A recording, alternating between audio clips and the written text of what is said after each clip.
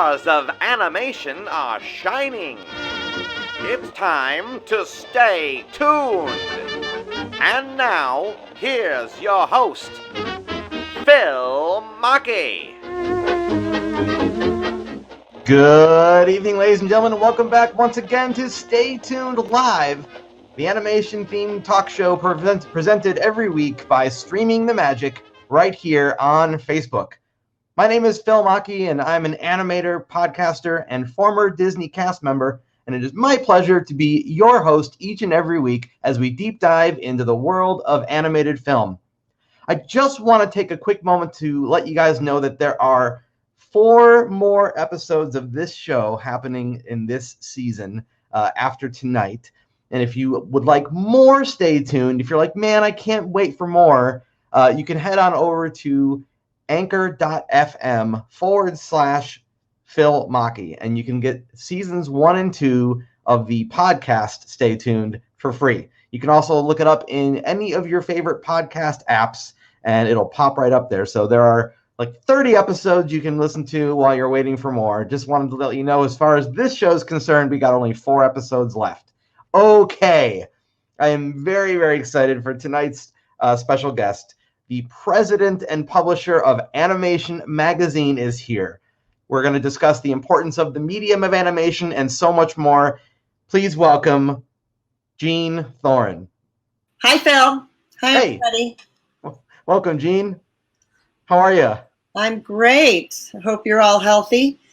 Yes, I'm doing well. I'm sure, like a lot of other artists, doing very well being a hermit. Yeah, we're always hermits at Animation Magazine. We've been virtual for years. Yeah, it's one of those things where when all this stuff started, I was like, I guess I could just keep doing what I'm already doing and be fine. Yeah, I've talked to so many people. I talked to a lot of people in animation, and so many big studios locally in Los Angeles are loving this and thinking of ways that they don't have to go back to the studio. So yeah, I think in this is probably the only industries where that's where this situation we're experiencing right now is. Exactly. Animation is booming in COVID. How weird. It's for me, it's given me a chance to sort of hunker down and like tackle projects that I felt like I didn't have time for before. Yeah, exactly. But well, I wanted to start off by congratulating you, first of all, on over 30 years of Animation Magazine. Yeah, you can tell how old I am. You're 31. It's it's actually 33 years of the magazine, and before that, many years of producing a big show called the Tournes of Animation, and an event called the World Animation Celebrations. Oh, wonderful! And that's one of those things now where we're going to have to maybe rethink some of those kinds of events, right? Yeah, exactly. Well, I don't know if anybody's really going to embrace these virtual events on a regular basis. The whole point of an event is getting excited, meeting the people face to face that are your heroes or are going to be your partners for the next 10 years, making whatever project you're about to make. So I think that live events are where it's at. It's interesting, isn't it? Because I feel like as animators and artists, we are all very used to being by ourselves. It's a very solitary medium, but there is this vital portion of things where you come together to share an experience. Yeah, well, look at all these Comic-Con people that, I've been going to Comic-Con since it was the back lot of a hotel down in San Diego and just a few tables of people selling comics. But now, all the people dressing up, it's lost on a Zoom call, Yeah. How do you get your favorite costume on and walk around your living room and find any joy in that, right? So I think that it's got to come back, right? It's got to come back. I would agree. They've been saying print is dead for years, Jean, but you've managed to defy those predictions. How have you done that? Well, to tell you the truth, it's print that has kept us alive because the magazine business has changed many, many times. We've morphed every time it does. In the early days of Animation Magazine, obviously, we were published 4 times a year originally, then 6 times a year, then 12 times a year. And in the 90s, when the internet came along, we went, oh gosh, what are we going to do? They're saying that print is dead. So we started our website, and started growing it and realized that, wow, this is great. We're putting on these events. We no longer with email had to mail out literally $200,000 worth of postage, to everybody around the world. Everybody was international. So you can imagine our FedEx bill and our, all the different bills for marketing. Sure. And then realized that there's a great blend of, coming in the morning and reading your 9 catch-up stories on animationmagazine.net. But people still like to sit down with the paper version and look at the art. And the creators really love the art. They love the art on our covers. I don't know if this is being broadcast, but, we have hundreds and hundreds of covers, of Animation Magazine. Oh, my God. That was our 20-year collection. This is our 30-year collection. You can see all the little tiny covers. Oh, my gosh, I love it. Oh. Anyway, so glad to hear that. We're up to 300 and something covers. And the reason print stays alive for us, and this is where COVID could be our demise, other than the website, is because when we go to a trade show and distribute the magazines for free all over the world, China, Russia, everywhere, we sell the cover. That's the only time we ever sell the cover. So it's a special trade show cover, and that covers the cost of printing and shipping that magazine in the thousands to these events. And so that is cash flow for me to help pay my 10 people. What do you mean sell the cover? So it means that we allow. Is this video? Oh yeah. Oh, okay. Hold on. Yeah, you are on the Streaming the Magic network on normally. Oh yeah. Have, the big shows, but this was a paid for cover during Oscar season. Our real cover, which is not sold, oh, you can see is underneath. And so when we go to a trade show, somebody who would probably never get a cover, who's in France making some, passion film or something, because we have people lined up for the covers. This is a regular cover. Oh, yes. But then when we go to the trade show, it would say Annecy Film Festival copy, and it would have a different cover underneath. Oh. So that's how we sell the covers. We still always publish an editorial cover that our editor chooses. But that's really interesting, and I love having like a physical piece of media. I'm one of those guys that will always stay with the physical media. So I think it's great that you're doing that, and thank you for continually putting out physical print. Yeah. Well, the other thing that's important for us to stay alive and keep publishing is Oscar and Emmy season. So a magazine, during Oscar and Emmy season, they start booking them in February. Our covers and our page spreads and our premium positions. So that's really, really important to us. And there's a lot more interest. Our revenue during that period. Sure. Yeah, and you get a lot more interest. I guess people want to know what's going to be the next hottest thing. Yeah, exactly. I'll show you something we do that's special. Sorry, I should have been more prepared. Okay. Hold on a second. Sure. Here we go. If anything, it's a really interesting experiment in spatial recognition of where a person is on this camera. So during Oscar season, we have a special issue that comes out. It's our Oscar preview edition. It normally comes out on November 1st, but this year, because the Oscars have moved, it won't come out until February. But it's an extra large tabloid size version of animation. Oh, wow. How much of it? How much an effect would you say do you guys witness when a film wins an Oscar, an animated film wins an Oscar? Does it bring a lot of money towards that? Okay. Yeah. So that's why they spend so much money. And it's interesting because we started there before the magazine. We haven't gotten to that part of this interview yet, but in the old days, when we were making animated shorts into compilations, feature film, it was most important when we would do, these are on tape, an animation celebration, that all the films that were in the compilation got nominated for Academy Award. Well, let's talk about that, the origins. So before it was a magazine, it was a film festival, right? Yeah. The first magazine was the souvenir program for the first World Animation Celebration, which was at the Wadsworth Center in Los Angeles, done on a shoestring budget. But because my husband at the time was working for Landmark Theater Corporation, which is an art theater, we got the new art. And these tourneys of animation that we first saw and ultimately bought, they were started by Chuck Jones and a bunch of guys in Annecy, Bill Littlejohn and Les Goldman.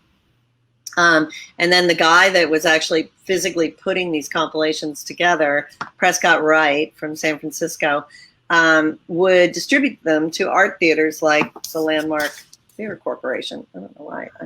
Okay. There we go. So it was a program first, and then was there a lot of... We bought that. We bought the name, the Tourneys of Animation, and we started producing these compilations once a year. And then we realized that instead of traveling to all these festivals, which we spent all our time doing, and we had little kids at the time, dragging them in tow to Annecy and Zagreb and Hiroshima and Ghent and all these very far away places, I actually said to Terry, we don't need to do this. We know how to put on film festivals because we helped Bill Pence with the first 5 Telluride film festivals. And Terry started with 2 other people, the Denver Film Festival. So we knew film festivals. And so I said, there's no animation festival anywhere in the United States. Why don't we start an animation festival? And Terry was great at marketing. So we started the first animation celebration. And people were thrilled because A, there wasn't one in the United States, and the souvenir program, Animation Magazine, was so exciting to them because they had no way of connecting with the rest of the industry, right?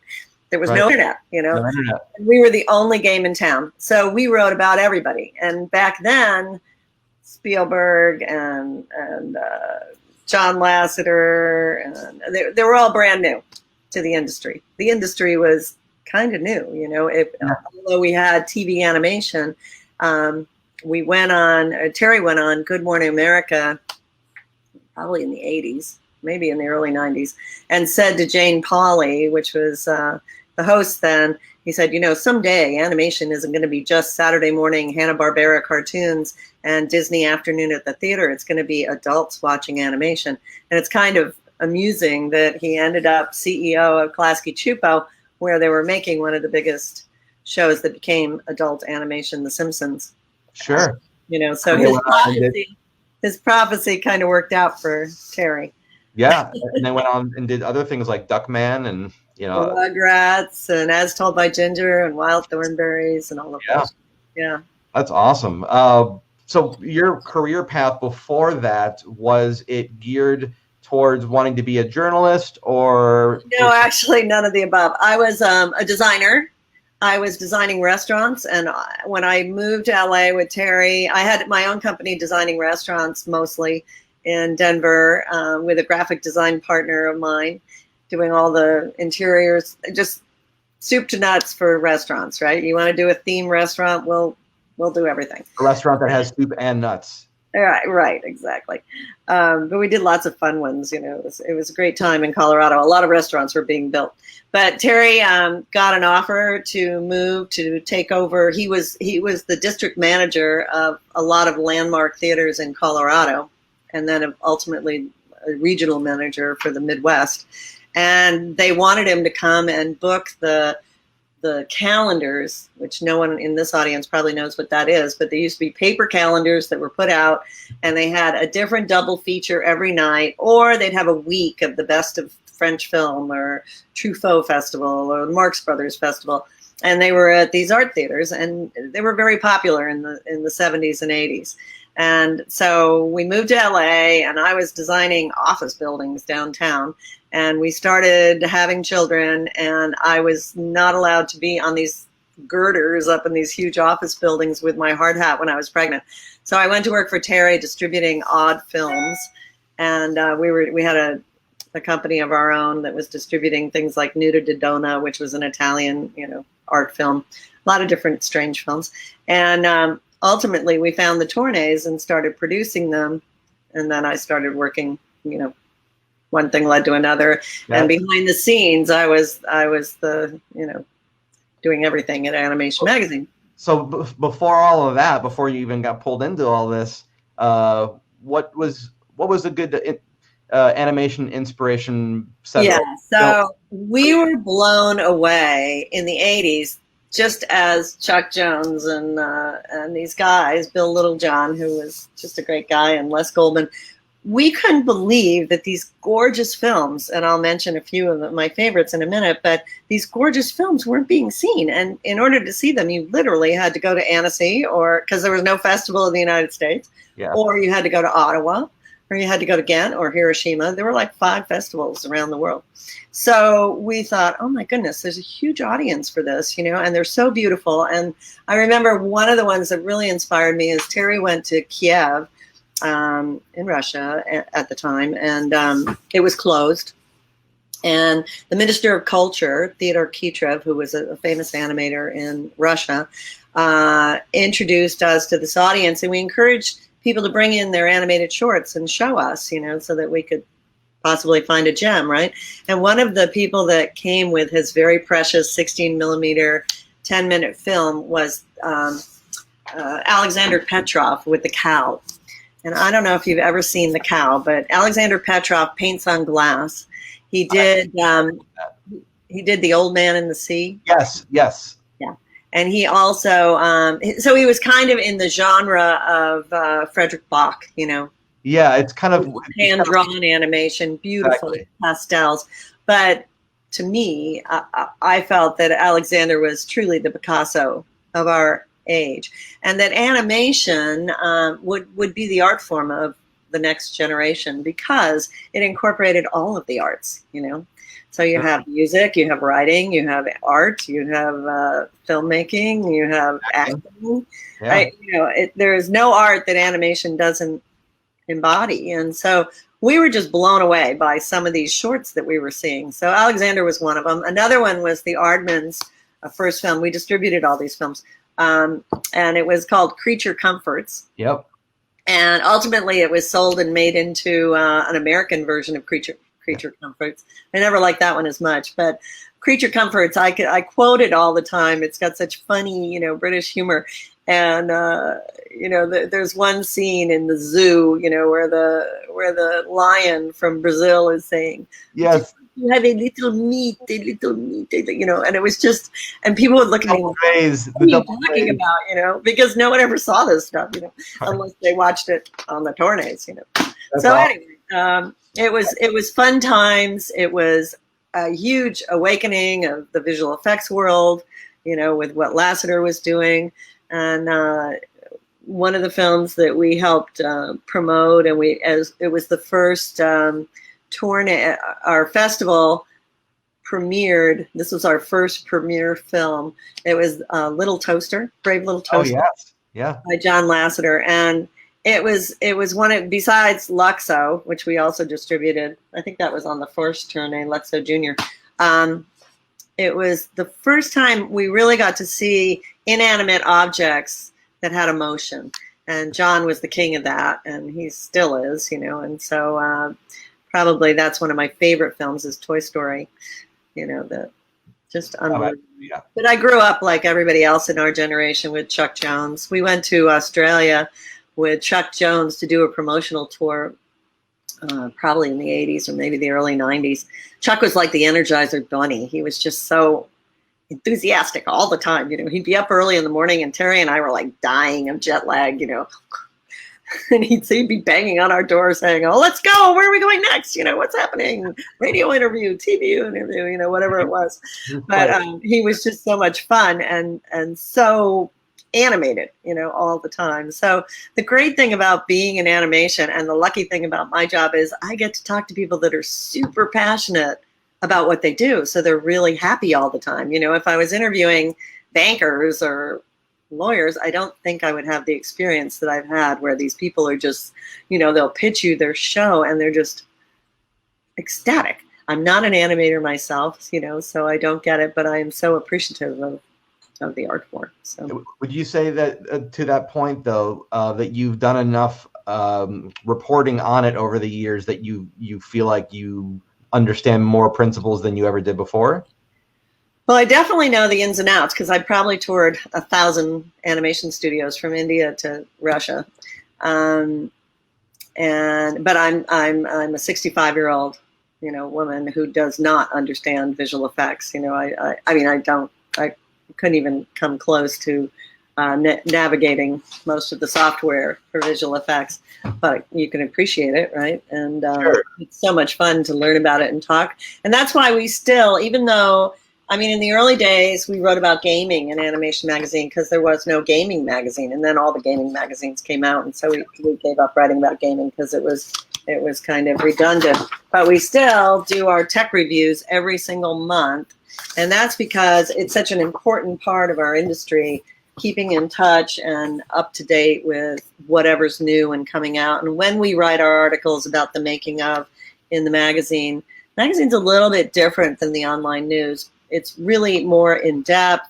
The artists get to talk about how they made it, why they made it, what the passion was behind the characters, and so there's so much more interesting stuff to learn in the magazine. Sure. And that's why, I don't know, we haven't told anybody yet, but we're giving out a free subscription code for Animation Magazine. So you can try it for a year. All you have to do is go to our site, www.animationmagazine.net, not .com, although it'll pop up even if you put in .com, and put in the code MAGTOON, which Phil is going to publish on the site. Oh, I will do that right now. You get the free 10 issues a year. So you save $36, and we hope you love it. Look at that. Well, I'll leave that up for a little while here. Well, thank you, first of all, for that. That's amazing. Yeah. I was going to ask now, has the magazine afforded you the opportunity to go back and honor things that you grew up loving? Like if there was a particular film that was impactful for you when you were a child, and then you went back and maybe wrote a piece about that for the magazine? Yeah. Now, I don't write much. I write occasionally when I go to shows, I'll write about it. But my editors write. Mercedes Milligan writes 9 stories every morning for the online news, and Ramin writes for the online news as well. Ramin Zahid is our editor, and he is the one that drives the paper magazine and all the stories in it.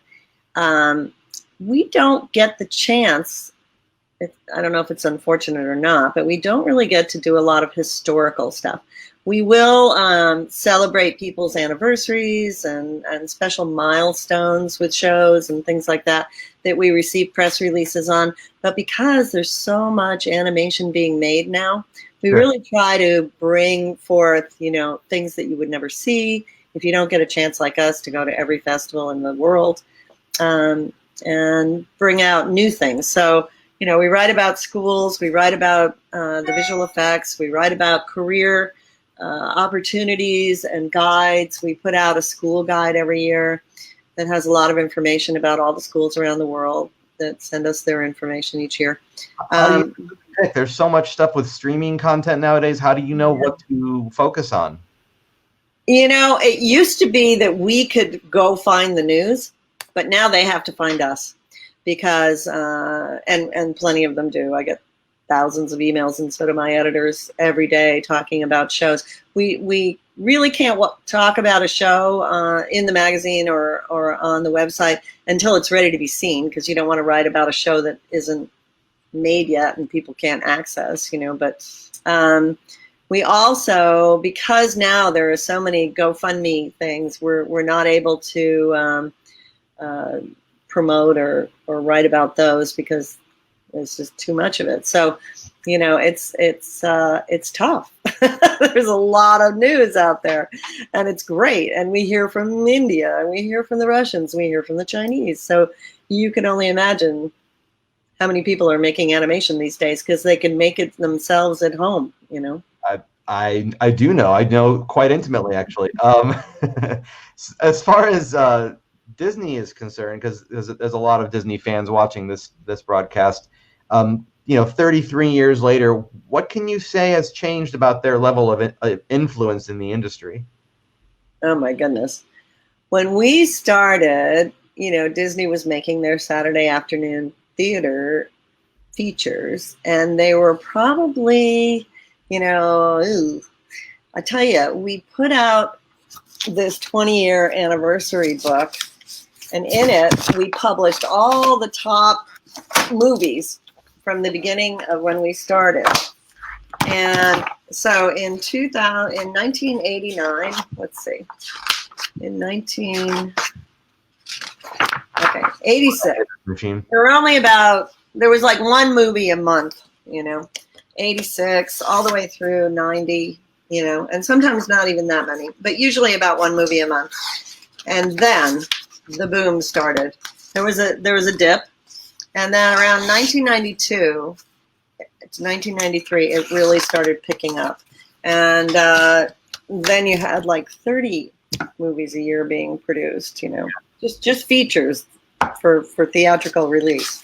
And it just grew and grew and grew. So all of a sudden, Disney started having a lot of competition. Not that Disney really has competition, especially since they bought Pixar. Yeah. But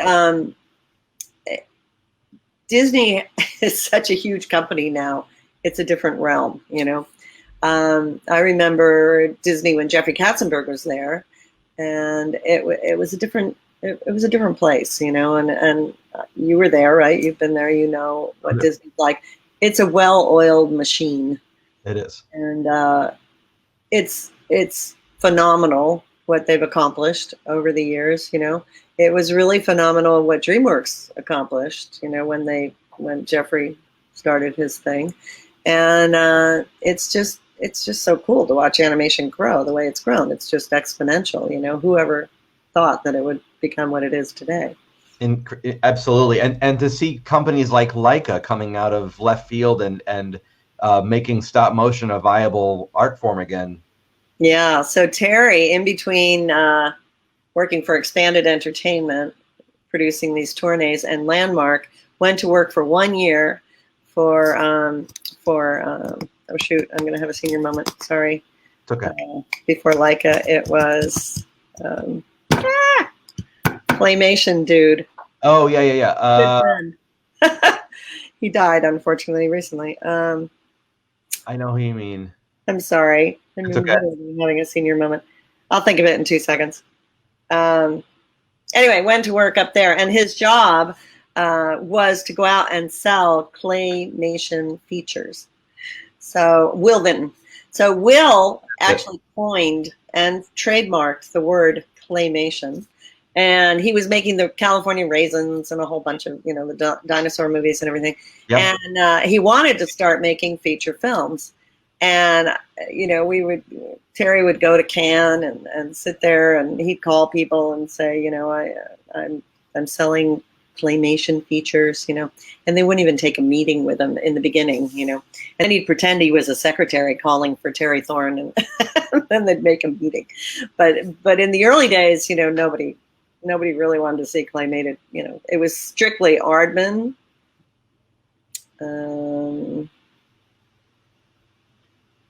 It was kind of Aardman. Aardman started the whole feature claymated, there was some other stuff that was before that, but I don't know that it was. But commercial success, like big commercial. Rankin Bass is the only one that comes to mind. Yeah. Oh, yeah. But as far as like global commercial success, right. I think that probably Wallace and Gromit were the early days. Kind of weird that Disney never really got into that medium. Now that I'm thinking about it, not easy, but yeah, you're right. No. Aside from the Chiodo brothers are doing really well and doing a whole bunch of stuff now, and a bunch of independents are doing a lot of really great things. So, it's definitely it didn't die, and neither did hand drawn animation, as many people said it would. There's always going to be a place for art. Art will find a way. Kind of like who was it? Goldblum. When he said Goldblum. When he said, life will find a way. Well, hey, you're in good company if you're making Jurassic Park references with me. I'll just tell you that right now. Oh, yeah? Yes, that's He's a cool guy. He's a cool guy. Cool guy. He lives nearby. We know him. I'm sorry. Go ahead. No, I was just going to say that, if someone can imagine it, it will happen with animation, and that's pretty much unlimited, right? The power of the medium, isn't it? Yeah. What can you tell me about Animag TV? You know, so Animag TV, was that in the bio thing I sent you? No. Oh. I do my homework, Gene. I do a lot of homework. You did some homework. Okay, so Animag TV was something that I am still trying to launch, and it's been a little difficult. And the reason it's been difficult is this. Animag TV was supposed to be a platform for what we were going to do. My thought was that I believe that animation is truly the communication tool of the future, because kids grow up with handheld device. And I've been to Africa several times and been all over the world and seen super poor kids in India, or, in the Masai Mara, out there with their phones. And I'm also an environmental warrior. And I believe that if we can get a message via animation out to kids, and the kids are the ones that know what the message is, but if we can just give them the tools of animation to make little animated shows about why they shouldn't kill lions in Africa, or why they shouldn't pollute in India, or maybe have too many children, or whatever the message would be for their area, that we could save the world, with animation. And so I developed this show. It was a kids show. And it was traveling to animation studios all over the world. And we would land in Phil Mackey's studio, and we'd say, "Hey, Phil, what are you doing today?" And you'd say, "Well, I've been working on this show, and this is what's cool about it." And then the kids would interact, and you would give them a task, draw a character and put it up on your mom's phone, or voice over, your character, or do, all the different ways that animation is made. And we challenged the kids to do it themselves. The problem was that TV shows, and to get financed, you have to have licensing or merchandising, or someone that just wants to give you a lot of money because they think it's a good idea, but usually that doesn't happen. So I went to lots of different vendors and people, broadcasters, and they said, "Well, great, but what are we going to sell?" Because it didn't have characters. The characters were all the different animation studios. So still working on how to get that one done. But the last time we talked to someone about it was Discovery Kids, and it's a perfect show for them because of its global appeal. We have animated characters that are actually the roving reporters, and so from each of the 5 continents. It's complicated, and that's another problem. It's expensive, So right now it's kind of in limbo, but okay. So we keep an eye out for. I haven't given up on it yet. Okay, good.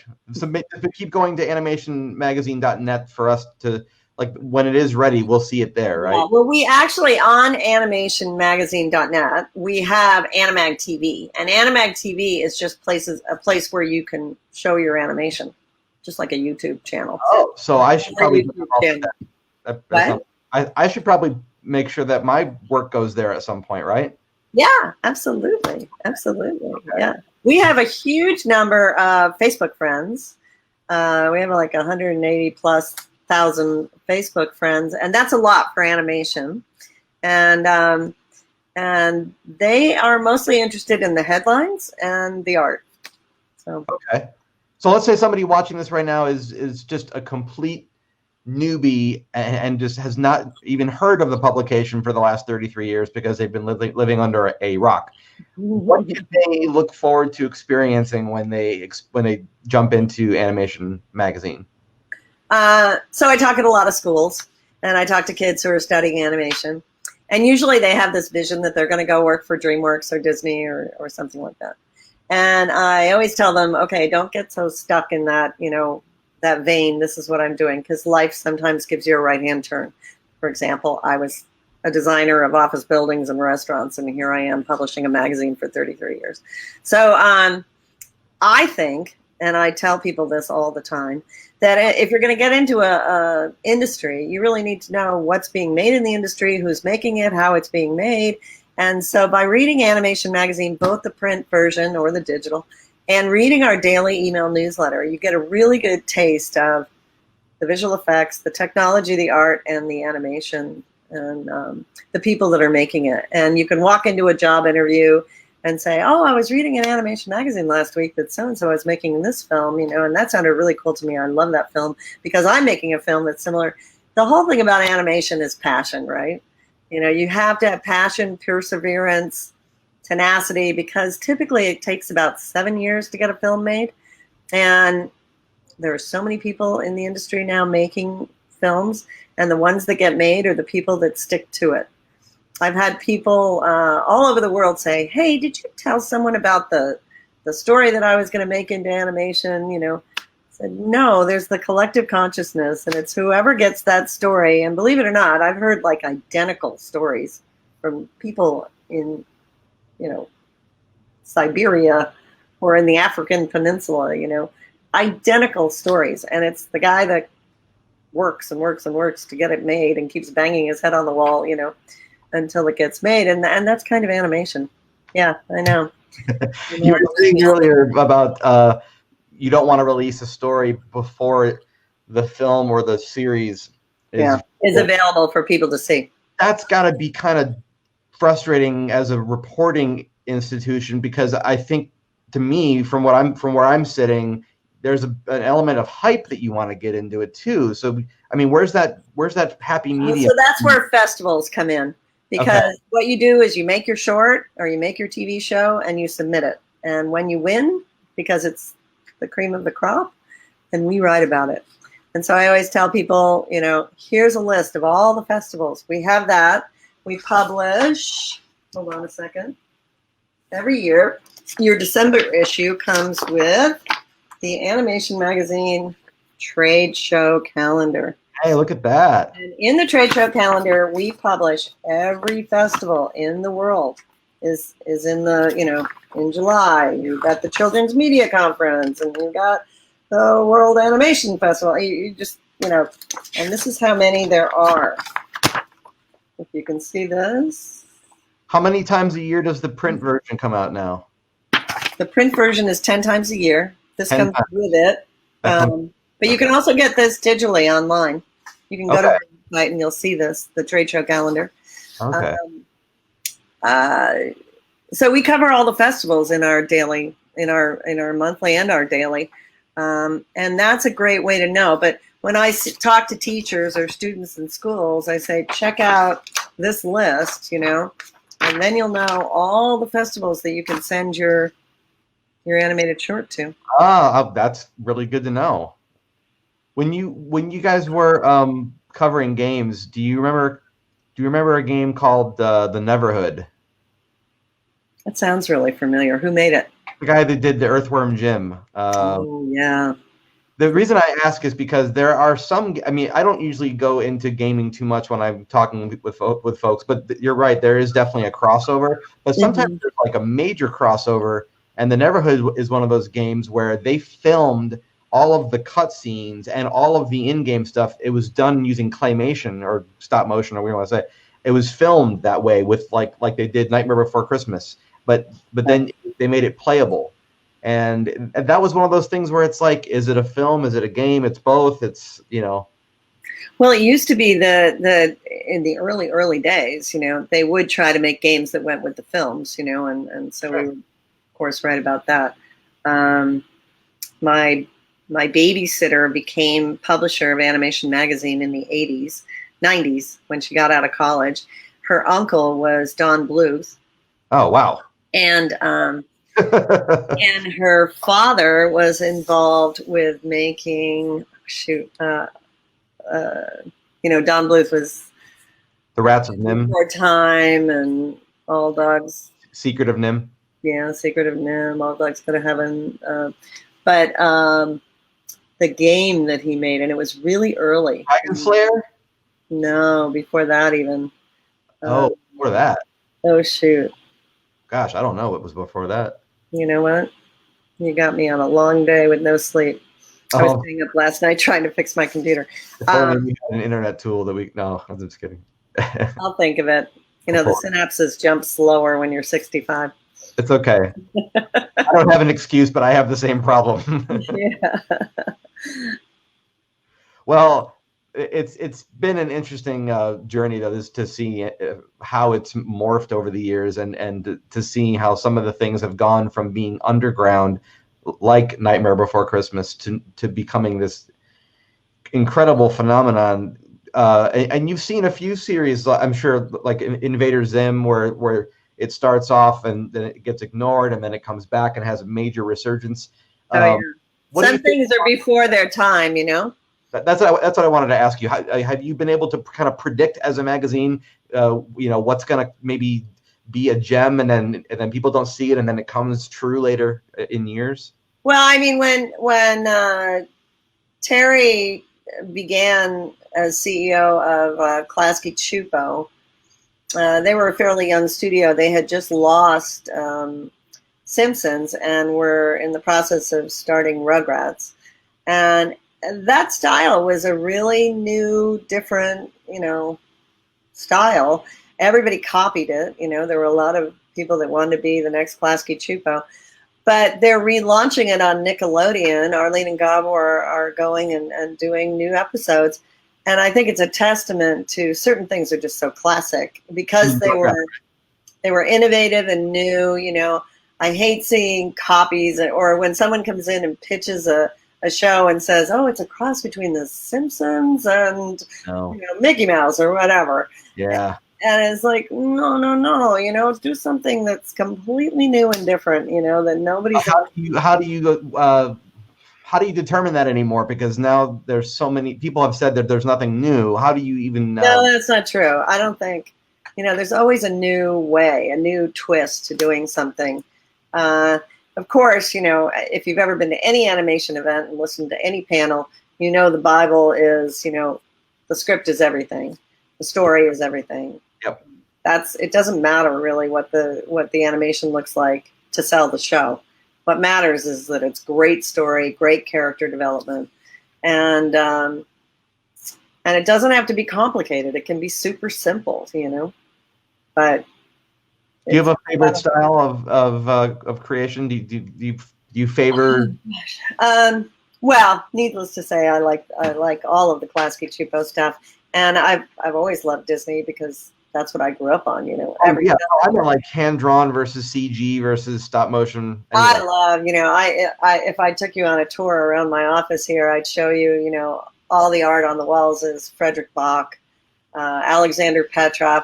Alexander Petrov, we got him qualified for an Academy Award for The Cow. Sadly, they couldn't get it out of Russia translated in time for the Academy Awards, so it was non-translated. It didn't win that year. Balance won, which was a great film. So I had the Balance guys on one side of me at the Academy Awards, and I had Alexander on the other side. But Alexander came to our home, and I had a baby, a 2-year-old and a 4-year-old, I think. And I said, Alexander, you want to go, see Hollywood, and we'll get your suit, and we've got to do all this stuff before the Academy Award.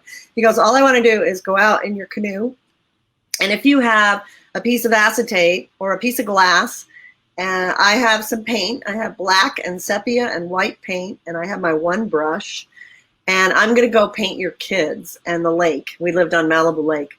And He went out for the day and sat in our canoe, and he did this painting that I have hanging in the hallway here.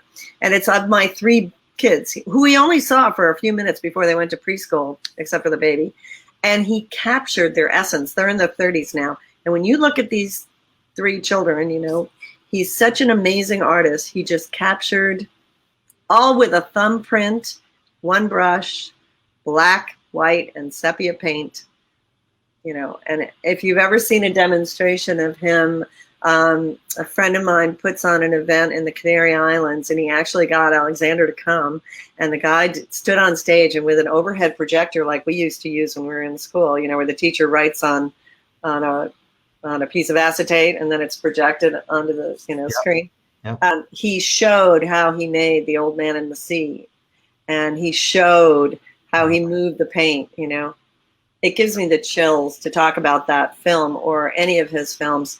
He made a Coca-Cola commercial when he moved to Canada. He was making like 6 figures a year after making nothing in his garage, and was making commercials with another friend of mine, who owned a studio up in Canada making a lot of commercials. And it's the most beautiful Coke commercial you've ever seen. It's that classic Santa Claus coming down the chimney, you know, putting his finger out. It's very classic. But look it up and see if you can find Alexander Petrov's Santa Claus commercial for Coke. It's beautiful, you know. And so as much as I love all the CG and I love Toy Story and you know, there's too much to love. Sure. But the ones that just pull on your heartstrings, you know. Is there one that you saw as a child that if you watch it to this day, it still has that same impact on you? Yeah, well, there's a bunch. Of course, Bambi, you know. I was, you know, going to Disney films in the 50s.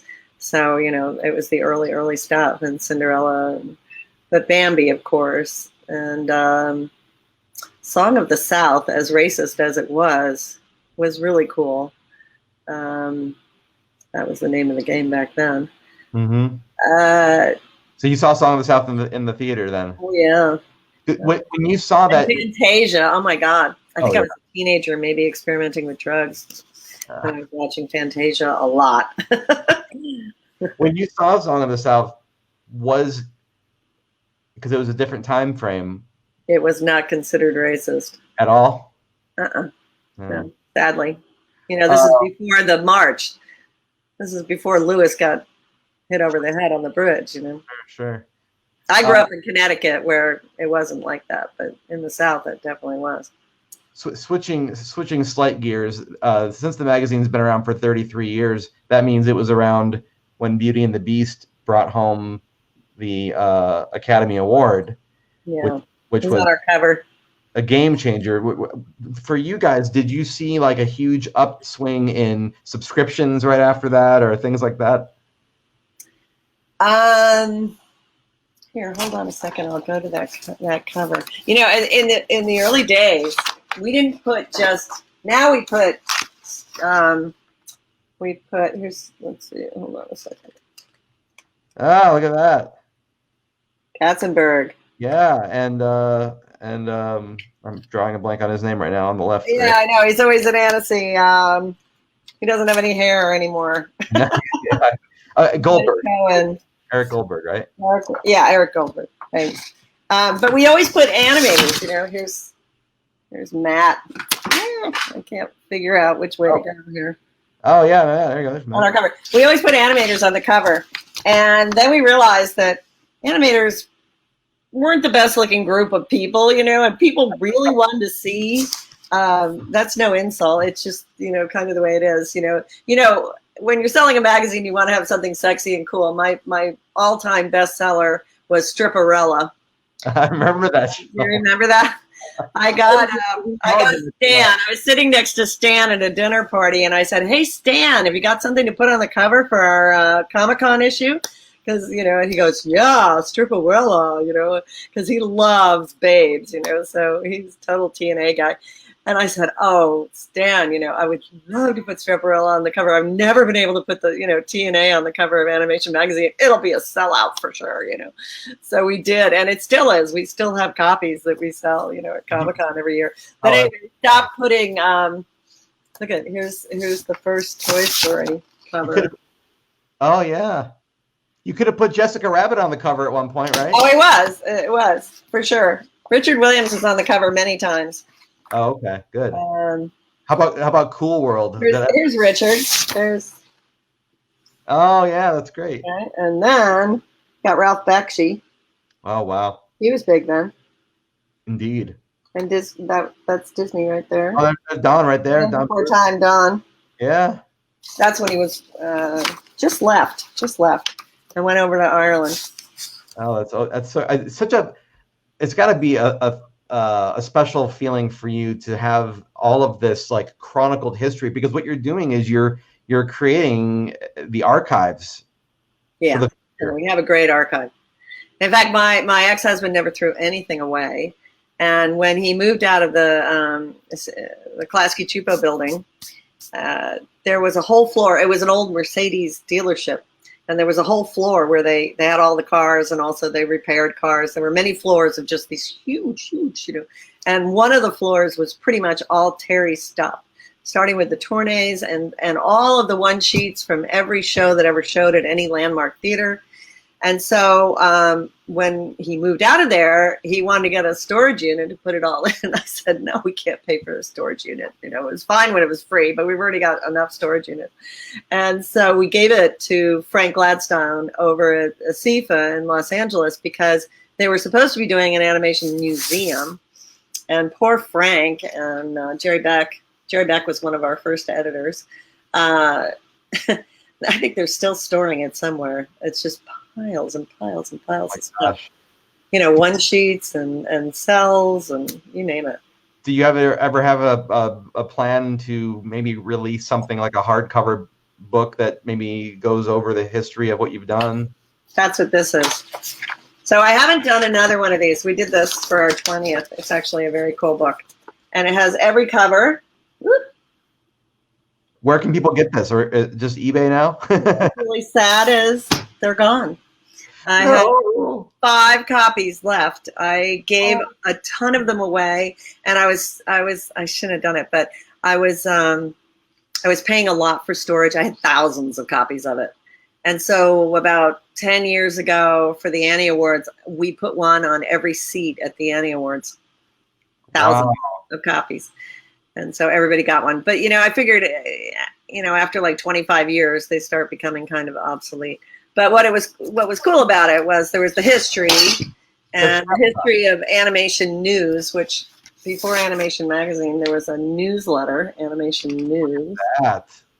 And that primarily, the purpose of Animation News was to distribute for the Tourneys, to promote the Tourneys.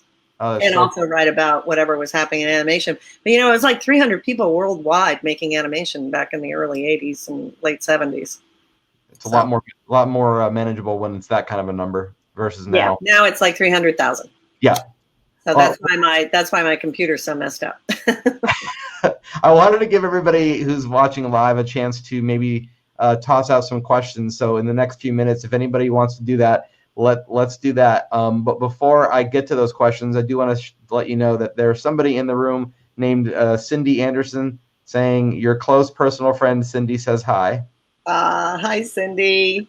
That's sweet. I'll make sure I get you a link after we're all done, and you can share this with other folks like Cindy. Oh, great. Thanks. Well, yeah. Maybe we'll put it on our website. Oh, that would be great. That'd be great. So I want to remind everybody, so the different ways they can experience Animation Magazine are animationmagazine.net.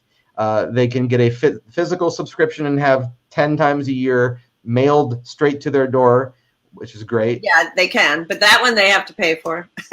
Yes, how much is that one?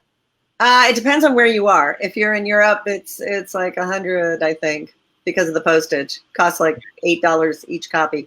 But if you're in the States, I think it's $60. It depends on if you're a student. I think it's $45. If you're a professional, then it's $60. I think. How do you prove you're a student? What if you're a student of life? Well, you're supposed to give a student, ID, but. Okay, and we go on the honor system, right? Right, or the honor student, as it were. And then the third way, a lifetime student, me. That's right. And then the third way, we got this code right here. I want to remind everybody that you were generous enough to create a code just for the Stay Tuned viewer audience. So if you use MagTune and you go to animationmagazine.net and enter that in. Where do they enter that in exactly? It's Animation Magazine. Oh, hold on a second. I'll tell you exactly. Let's see, we're on Firefox. Yeah, I'll let you type in the. Hold on.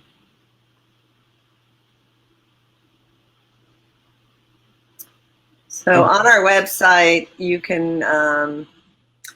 It says right at the top, click here to subscribe to Animation Magazine. But if you want to put in a URL, it's a little more complicated. It's www.pubservice.com/subrenew. Just go to our website, and at the very top of the page, it says click here to That's the easy way. And is there a general inbox that if people watch this after the fact and they think of some things they want to ask you guys, where can they send those messages? To you mean like press releases? Oh no, just if someone's watching this and they're like, "Oh, I didn't get a chance to ask a question to Gene. I really want to know X, Y, Z." How can they maybe get a hold of the magazine? Is there a way to reach out? Yeah, there's here. Our contact is, it's funny, I don't know this because I never use it. But well, it's not everyone knows that all you have to do is the general information number is, address is info@animationmagazine.net. Oh, okay. That's easy enough. Yeah. And then for press releases, it's edit@animationmagazine.net. And if you want to buy an ad, it's sales@animationmagazine.net. Oh, that's good. So you guys do have places for ads as well. Oh yeah, that's how we stay alive. Do you limit that to things that are themed around animation, or is it ads of any kind? We don't open it up to like Google ads, because there's so much animation out there. We're very popular. Our online ads and that kind of thing. In the magazine, you can publish anything you want. We don't discriminate. It's true. We'll take anybody's money. Hey, before you go, Gene, is there a restaurant that you helped design that's still standing to this day that you remember eating at before all this crazy COVID stuff happened? Gosh, I haven't been back to Colorado in so long. I designed Pikes Peak. That was down in Colorado Springs. We did Pasquinel's, which was a French restaurant in Aurora, Colorado, which is a suburb of Denver. We did some in Vail. I doubt it. That was, I don't want to say, that was like 40 years ago, right? Well, maybe they're still around, hopefully. I moved to LA in 79, so it would have to be a restaurant that's been around since the mid-70s. Well, I really have had such a fun time picking your brain tonight. Gene, thank you for doing this. And thanks for having me. It's been great. Oh, good. I'm and thanks so for the proud of what you're doing. It's fantastic. Anything that promotes the animation is great. Well, thank you. And animators. It's really great. And for those animators out there, just keep up the good work and keep at it. Yeah, you're right. It does take determination and tenacity. I'm glad you mentioned that earlier because that's probably the most important ingredients. Yeah, and just practice, right? Nobody walked in the first year, with a hit show and got it made. Everybody, was a starving artist, and Gabor and Arlene Chupa were in their garage trying to make advertisements. But maybe you're going to have Arlene on so you can hear all about that. That would be really great. I thank you again for being here tonight, and we will see you online and hopefully in print. If people will jump on board after they watch this, and we'll see you at the movies. Yeah, definitely. Take care, Phil. You too. Bye. Bye. Alrighty, guys. Well, that's going to do it for another episode of Stay Tuned Live. I'd like once again to thank my special guest, Gene Thoren, for taking some of her time out to share just honestly her experience and just years of appreciation of this medium that we can all get behind. And I want to thank once again all of my Stay Tuned patrons for being patrons month after month. You guys, your support continually encourages me each and every month to help make it possible for me to keep doing what I do as an independent creator. So if you enjoy these free weekly shows and you'd like to support them, go ahead and visit patreon.com/Philmaki to learn more about the various reward tiers, and you can sign up today. And while you're at it, go ahead and check out my original comic books at philmaki.com, and be sure to say hi to me on Instagram, Twitter, and Facebook under the handles of both Philmaki and Retail Sunshine, which are the guys you see behind me there. Once again, please be sure to join the amazing Stay Tuned community page here on Facebook. There's free daily news from around the world of all things animated, and you get to meet and chat with other fans of this show. So go ahead and get involved now at facebook.com/groups/Stay Tuners. I've been Philmaki. You've been a wonderful audience. And until next week, keep those eyeballs peeled, those ears open, and be sure to stay tuned.